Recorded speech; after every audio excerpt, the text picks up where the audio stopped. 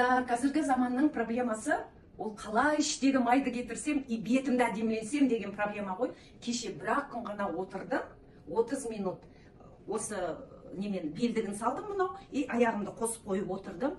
Бір күндегі результат, қыздар, мына объем кеткен ғой, 3 сантиметрге бір түнде объем кетті. Одан кейін бетім кәдімгідей тартылып, қарасам, таңертең өзім тұрсам, кәдімгідей жасарып, құлпырып кетіппін да, шолковый болып тұр ғой бетім. Мә дедім ғой, енді все, мынау аппараттан қалмай, сатып алғаным қандай жақсы болған екен дедім. 1 миллион тұрса да, 10 миллионның мынау несі процедурасына қатиды ғой, расында да. Мынау белдігі мына, оказывается, мен фитнесқа да барып жүрмін ғой, постоянно. Күнде 7-іне шүрет барам ба, но фитнестан да артық екен. Мен фитнеста бұндай не тастаған жоқпын, салмақ ше. И мынау бір күннің ішінде кәдімгідей ішімнің бәрі түскен, еще бетім рахаттанып тартылған ғой. Мынау действительно күшті көмектеседі. Кеше осы именно мынау LED терапиясына 10 отырдым да, сосын синий лампаға где-то бір 5 минуттай отырдым.